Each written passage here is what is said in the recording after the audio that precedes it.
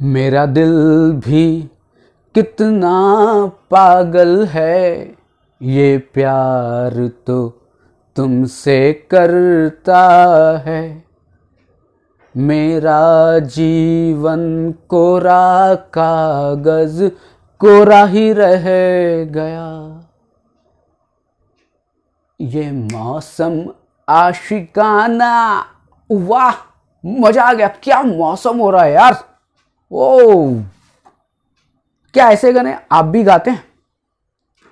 और मुझे लगता है कि हम सब बाथरूम सिंगर तो हैं ही हैं। जब बाथरूम में जाते हैं, नहाने जाते हैं, तो वहां पर गाना गाते हैं। एक सीन तो वो है जब आप गाना गाते हैं, लेकिन दूसरा एक सीन और भी है आपकी और हमारी लाइफ में कि ये जो गाने हम गाते हैं ये हमारे मूड के ऊपर डिपेंड करता है। जब हम गाते हैं ये मौसम का जादू है मितुआ, कितना बढ़िया मौसम हो रहा है, कितना रोमांटिक मौसम हो रहा है, क्या ऐसी बातें आप तब नहीं करते जब आपका मूड बहुत अच्छा होता है? और वहीं पर दुनिया बनाने वाले काहे को दुनिया बनाई। और ये ऐसे गाने कब गाते हैं? जब आपको लगता है दुनिया खराब है, दुनिया में तो जो भी कुछ हो रहा है सब खराब ही खराब हो रहा है। ये सारे की सारी चीजें ये डिपेंड करती है हमारे मूड के ऊपर। क्या इस गानों से हमारे शरीर का कोई संबंध है? हमारे शरीर का एक संबंध हो सकता है, लेकिन इन गानों का हमारी भावनाओं के साथ संबंध है, हमारी फीलिंग के साथ संबंध है, हमारे इमोशंस के साथ संबंध है। और इसको एक अलग ही शब्दों में कहें कि हमारे मूड के साथ संबंध है। हमारा मूड अच्छा होता है, हम अच्छे गाने गाते हैं। मूड खराब होता है, खराब गाने गाते हैं, सैड गाने गाते हैं। मूड अच्छा होता है, लोगों से बात अच्छी करते हैं, और मूड खराब होता है तो लोगों से बात अच्छी तरह नहीं करते हैं। इन 24 आवर्स में हमारा mood up and down swing होता है। कभी हम खुश हुए, कभी हम उदास हुए, कभी कोई और की फीलिंग आ गई, कभी एग्रेशन की फीलिंग आ गई। क्या हो रहा है? हमारा मूड स्विंग कर रहा है। लेकिन यह तो एक बहुत ही जनरल सी बात है, क्योंकि हम सभी का मूड स्विंग करता है। हम सभी में भाव होते हैं और वो भाव बदलते रहते हैं। हमारी सभी की जो फीलिंग्स हैं, हमारे सभी के जो इमोशंस हैं, वो बदलते रहते हैं। लेकिन जब इन इमोशंस में, जब इन भावों में बहुत ज्यादा परिवर्तन आ जाए, मतलब कि आप बहुत ज्यादा गुस्सा करने लग जाएं, आप बहुत ज्यादा ही उदास रहने लग जाएं, आप बहुत ज्यादा खुश रहने लग जाएं। अब बहुत ज्यादा खुश तो तभी रह सकता है जब वो योगी हो जाए। मैं उसकी बात नहीं कर रहा हूं, क्योंकि आज जिस टॉपिक को मैं डिस्कस करने वाला हूं उसको हम कहते हैं मूड डिसऑर्डर। और ये मूड डिसऑर्डर बहुत ज्यादा ही लोगों में देखने को मिलता है। मूड डिसऑर्डर, अगर आप इसके रेशियो की बात करेंगे तो 100 में से लगभग 15 लोगों को यह मूड डिसऑर्डर होता है, मतलब कि 15%। और यदि अगर बात की जाए कि 6 लोगों में से एक आदमी, एक लोग जिसको मूड डिसऑर्डर होगा। मूड डिसऑर्डर मतलब कि मूड डिसऑर्डर से रिलेटेड जितने भी सिम्टम्स हैं उसमें कोई ना कोई सिम्टम्स जरूर होगा 6 में से एक लोगों में। अगर आप मेरा जो वीडियो है वो अगर ग्रुप में देख रहे हैं और आप अगर 10 लोग बैठे हैं तो इसका मतलब ये कि आप में से कोई एक तो होगा ही होगा। अगर आप थोड़ा सा एक इमेजिन करें कि आप एक फैमिली में हैं और फैमिली में आपके लगभग 12-15 लोग हैं, तो 12-15 लोगों में कोई एक होगा। यहां पर मैं ये नहीं कर रहा हूं कि आपकी फैमिली में होगा, हम तो एक अनुमान लगा रहे हैं कि हर 6 में से एक आदमी ऐसा है जिसको मूड डिसऑर्डर के सिम्टम्स आते हैं। अब आप ये देखें कि हम ये कहते हैं मूड खराब हो गया या मूड अच्छा हो गया। और जब मूड खराब हुआ या अच्छा हुआ तो इसका सीधा संबंध होता है हमारी फीलिंग से, और हम कहें कि हमारे भाव से, हमारे संवेग से, या हम कहें कि या हमारी मनोदशा से। और मूड डिसऑर्डर को कहते हैं हम मनोदशा विकृति। कि आपके संवेगों में परिवर्तन हो रहा है और वो विकृति हो गई है। विकृति मतलब वो संवेगों में इतना परिवर्तन है कि वो डिसऑर्डर हो गया है, वो एक तरह की बीमारी हो गई है और उसके लिए ध्यान देने की जरूरत है। ध्यान देने की जरूरत का मतलब क्या है कि अब डॉक्टर की जरूरत पड़ सकती है। अगर आपने ध्यान नहीं दिया तो आपको डॉक्टर की जरूरत पड़ेगी, अगर बहुत ज्यादा मूड स्विंग हो रहा है तब। जब भी मूड डिसऑर्डर की बात आती है तो इसका एक नाम और भी है जिसको हम कहते हैं अफेक्टिव डिसऑर्डर, जिसको कहा जाता है अफेक्टिव डिसऑर्डर। ये मूड डिसऑर्डर का ही नाम है। और पहले की मतलब हम कुछ साल पहले की तरफ जाएं तो इसका एक नाम और था जिसको हम कहते हैं मैनिक डिप्रेसिव डिसऑर्डर। और जब हम मूड डिसऑर्डर कहें या अफेक्टिव डिसऑर्डर जिसे कहते हैं भावात्मक विकृति कहें या मैनिक डिप्रेसिव उन्माद विषाद विकृति कहें, बात कोई भी कहें, लेकिन एक बात जो कॉमन निकल कर आती है कि वो है संवेग, वो है इमोशंस, वो है हमारी फीलिंग्स, वो है हमारे भाव। और एक बात जो और भी है कि जब भी हम मूड डिसऑर्डर की बात करते हैं तो यहां पर मूड के दो पोल होते हैं, मतलब कि मूड के दो पहलू होते हैं और इन दो पहलुओं के बीच में ही या दो पहलुओं में ही हम मूड डिसऑर्डर को समझ सकते हैं। और वो पहलू कौन सा है? एक जिसको हम कहते हैं डिप्रेशन और दूसरा हम जिसको कहते हैं मेनिया। अगर मूड डिसऑर्डर की कहीं भी बात आएगी तो डिप्रेशन और मेनिया की ही बातें होंगी।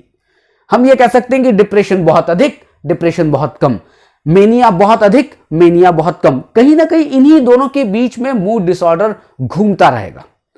या आप इस तरह से समझे कि एक है उत्तरी ध्रुव तो एक है दक्षिणी ध्रुव। अगर आप उत्तरी ध्रुव में मानते हैं डिप्रेशन तो दक्षिणी ध्रुव में होगा आपका मेनिया। मतलब इन्हीं दोनों के बीच में यह मूड डिसऑर्डर है या इन्हीं दोनों की एक विकृति है मूड डिसऑर्डर। और डिप्रेशन जिसको हम कहते हैं अवसाद, आप सब ने डिप्रेशन के बारे में बहुत सुना होगा। और मेनिया जिसको हम उन्माद भी कह सकते हैं या जिसको हम उत्साह भी कहते हैं। इनमें से मेनिया के बारे में आपने हो सकता है कम सुना हो, लेकिन डिप्रेशन के बारे में हर जगह बात होती है। और आपको जानकर बड़ा आश्चर्य होगा कि लगभग भारत में रजिस्टर्ड डिप्रेशन के पेशेंट 6 करोड़ से भी अधिक हैं। अब आप मान सकते हैं कि अगर हमारी 135 करोड़ जनसंख्या है तो 6 से 7 करोड़ लोग ऐसे पेशेंट हैं जो रजिस्टर्ड हैं, जो डिप्रेशन के लिए रजिस्टर्ड हुए हैं, डॉक्टर के पास गए हैं। अब आप ये सोचें कि 6 करोड़ से अधिक लोग डॉक्टर के पास गए हैं तो कितने ऐसे लोग होंगे जो डॉक्टर के पास नहीं गए हैं लेकिन उनको डिप्रेशन है। और आपने ये भी देखा होगा, आप अपनी सोसाइटी में आप थोड़ा सा घूम फिर कर देखें, आप लोगों को देखने की कोशिश करें तो आप ये पाएंगे कि वो बहुत उदास है। आप कहेंगे कि अरे वो तो बहुत डिप्रेस्ड रहता है, वो तो बहुत मायूस है। और अगर टीनएजर्स की बात की जाए, स्टूडेंट्स की बात की जाए तो आपने देखा होगा कि कुछ स्टूडेंट्स सुसाइड कर लेते हैं। क्यों? Because of depression. वो इतने ज्यादा डिप्रेस्ड हो गए हैं कि वो लड़ नहीं पा रहे हैं किसी भी सिचुएशन के साथ, और जब लड़ नहीं पा रहे हैं तो वो सुसाइड कर लेते हैं। ये इतना इंपॉर्टेंट है डिप्रेशन का पार्ट। और जब मूड डिसऑर्डर को पढ़ते हैं तो यहां पर क्या है, दो चीजें हैं, एक है डिप्रेशन और एक है मेनिया। हम पहले इन दो को समझते हैं। डिप्रेशन का मतलब है कि नॉन पार्टिसिपेशन। वो व्यक्ति जिसको डिप्रेशन है उसने लोगों से मिलना बंद कर दिया, बहुत कम मिलता है, लोगों से उसको मिलना पसंद नहीं है। हम कहें सैडनेस की फीलिंग है, दुखी रहता है, उदास रहता है। अगर एक्टिवनेस की बात की जाए तो एक्टिवनेस का लेवल बहुत कम हो गया। भूख की बात की जाए कि लैक ऑफ एपेटाइट हो गई है, भूख कम लगती है, हमेशा सोया सोया रहता है, हमेशा गुमसुम रहता है। ऐसे लोग आपने देखे होंगे। और यही है आपका डिप्रेशन, जहां पर लोनलीनेस है, अकेलेपन की फीलिंग है।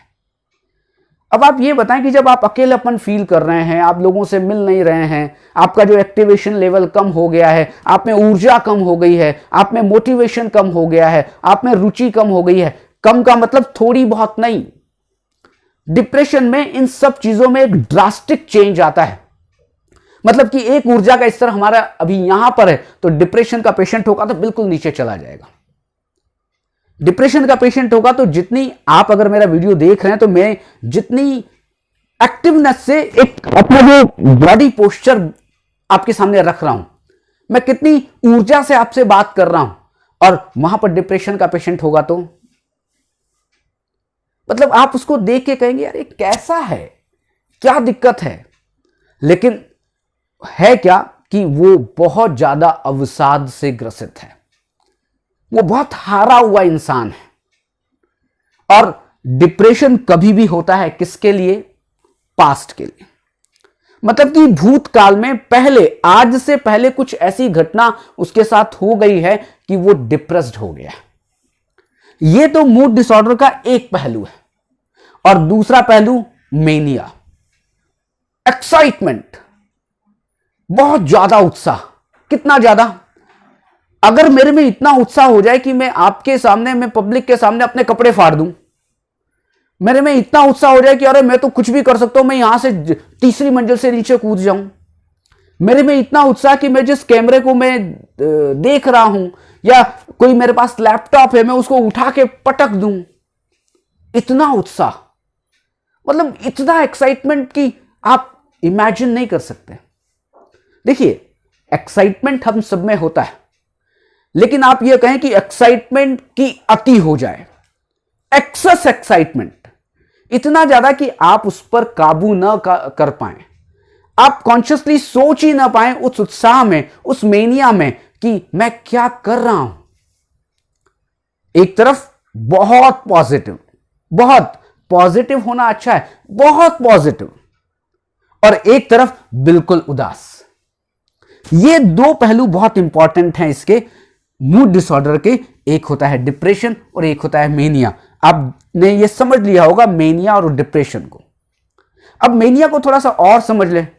मेनिया को समझने के लिए आप किसी ऐसे व्यक्ति को देखें जो बहुत ज्यादा एक्टिव है और इतना उत्साह है कि उसको समझ ही नहीं आ रहा है कि मैं कर क्या रहा हूं।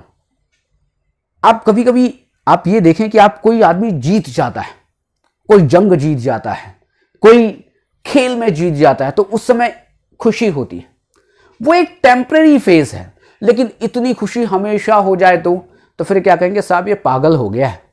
क्यों पागल हो गया है? भाई साहब, इतना ज्यादा उत्साह देखने में नहीं आता है हर किसी में। इसे कहते हैं मेनिया। और दूसरा पोल क्या है? डिप्रेशन। यही दो इंपॉर्टेंट पक्ष हैं मूड डिसऑर्डर के। अब डिप्रेशन के साथ और मेनिया के साथ कुछ एक दो बातें और कर लेते हैं। डिप्रेशन, मैंने क्या कहा कि सीरियस सिम्टम्स हैं सैडनेस के, बहुत ज्यादा गंभीर। लेकिन इससे कम थोड़ा अगर बात की जाए कि थोड़ा कम भी डिप्रेशन हो सकता है, जिसको हम कहते हैं milder symptoms of depression. Milder symptoms of depression मतलब कि डिप्रेशन के सिम्टम कभी कभी हम आगे पढ़ेंगे, जब मूड डिसऑर्डर के टाइप की बात करेंगे तब हम पढ़ेंगे कि माइल्डर सिम्टम्स कब होते हैं डिप्रेशन के। लेकिन हम अभी समझते हैं माइल्डर सिम्टम्स ऑफ डिप्रेशन का मतलब क्या है।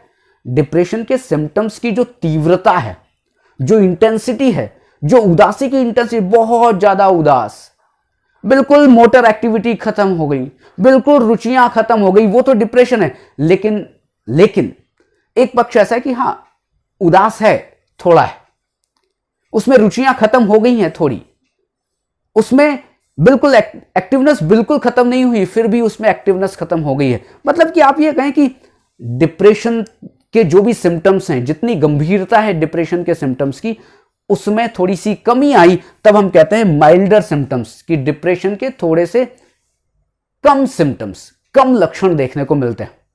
कब देखने को मिलते हैं अभी हम समझेंगे कब देखने को मिलते हैं, लेकिन हमने ये सोचा कि ये भी एक डिप्रेशन का सिम्टम है जिसमें डिप्रेशन थोड़ा सा कम है। मेनिया की बात करते हैं। मेनिया के साथ एक चीज और समझने वाली है जिसको कहते हैं हाइपोमेनिया। हाइपोमेनिया, हाइपोमेनिया का मतलब यह है कि उत्साह तो है, उन्माद है, लेकिन कम है, कंट्रोल में है। अब हाइपोमेनिया का एक एग्जांपल और देख लें हम कि कभी कभी कुछ लोग ऐसे होते हैं जिनको हाइपोमेनिया है, मेनिया नहीं है। मेनिया में तो बहुत ज्यादा है, एक्साइटमेंट बहुत ज्यादा है। हाइपोमेनिया का मतलब कि आप कहीं किसी के घर गए और आपने कहा ऐसा करते हैं, और वो बच्चा है, उस बच्चे के लिए मैं चीजें, कोई गिफ्ट खरीद लेता हूं। लेकिन जिसको हाइपोमेनिया होगा ना, वो बड़ा उत्साह में आ जाएगा, वो बड़े भाव में आ जाएगा। अरे उसके लिए क्या खरीदना, पूरे घर वालों के लिए खरीद लेते हैं। अब उसके पास हैं बहुत कम रुपए, लेकिन सबके लिए गिफ्ट खरीद लेगा। क्योंकि हम कहते हैं ना, भावावेश में आ गए, भाव में आ गए, इसे कहते हैं। अब हाइपोमेनिया का और कि सुबह जब ऑफिस से निकला और बहुत खुश है, बहुत खुश मतलब मेनिया नहीं है, थोड़ा कम खुश है, और शाम को आया तो एक कार खरीद के ले आया। शाम को आया, अरे आईफोन ले आया, मतलब पैसे उड़ा रहा है। किसी ने कहा ऐसा करते हैं यार, पार्टी तो दे विवेक, तो क्या, अरे यार क्या पार्टी में चाहिए, ऐसा करते हैं तू कुछ भी खिला दे, कुछ भी क्या, अरे ऐसा करो चल पाव भाजी की पार्टी दे। अब वहां पर लोग क्या कहते हैं, पाव भाजी। अब लोग क्या, मतलब जिसको हाइपोमेनिया है वो क्या कहेगा, अरे यार राजा से जलेबी वाली बात कर रहा है, अरे राजा से मांगना तो मांग को यार, थोड़ा लंच डिनर पे ले चल। मतलब इस तरह का जो व्यवहार है लोगों में होता है, उसको कहते हैं हाइपोमेनिया। मतलब वहां लोग कंट्रोल में हैं, लेकिन खुशी भी है, बहुत खुशी रहते हैं, हाइपोमेनिया। तो आपने 4 चीजें समझी, एक समझा डिप्रेशन, एक समझा मेनिया, एक समझा हाइपोमेनिया। मतलब कि मेनिया मतलब कम है, उत्साह है, थोड़ा कम है, कम है। मैंने अभी एग्जाम्पल भी दिया था आपको कार खरीदने का, मैंने एग्जाम्पल भी दिया आपको अभी कि अरे यार राजा से जलेबी वाली बात करा, अरे चल तेरे को लंच करवा के लाऊं, चल तेरे को डिनर विनर करवा के लाऊं। अब सिम्टम्स, जो डिप्रेशन के सिम्टम्स है, तो आप समझे कि थोड़े डिप्रेशन के सिम्टम्स कम हो गए, तो आपने कह दिया माइल्डर सिम्टम्स ऑफ डिप्रेशन, मतलब कि थोड़े सिम्टम्स में, डिप्रेशन के सिम्टम्स में कमी। ये 4 कॉन्सेप्ट आज केवल हम रहने देते हैं। Number 1 depression, number 2 mania, number 3 milder symptoms of depression, and number 4 hypomania. बस आज का टॉपिक इतना ही, क्योंकि अभी मूड डिसऑर्डर फिनिश नहीं हुआ है। मूड डिसऑर्डर अभी हम पढ़ेंगे, लेकिन हमने एक उसके मेन कॉन्सेप्ट्स को हमने समझा कि डिप्रेशन और मेनिया ये 2 चीजें हैं जो बहुत इंपॉर्टेंट है। जब हम इसके और आगे डिस्कशन करेंगे तब हम समझेंगे कि हाइपोमेनिया कब होता है, या माइल्डर सिम्टम्स ऑफ डिप्रेशन कब होता है, जिसे आपने कहा होगा बाइपोलर 1 डिसऑर्डर, बाइपोलर 2 डिसऑर्डर, ये हम सब समझेंगे। लेकिन आज का वीडियो लंबा ना हो जाए, क्योंकि अभी भी वैसे भी लंबा हो गया है, तो अभी आज के लिए इतना ही। ये मूड डिसऑर्डर का एक इंट्रोडक्टरी सेशन था। मुझे लगता है आपको एक थोड़ा बहुत एक बेस बन गया होगा कि हाँ मूड डिसऑर्डर होता क्या है। बेसिकली इसको अफेक्टिव डिसऑर्डर भी कहते हैं, मैनिक डिप्रेसिव डिसऑर्डर पहले कहा जाता था, लेकिन आजकल 2 नाम प्रचलित हैं, मूड डिसऑर्डर या affective disorder. Okay, thank you very much.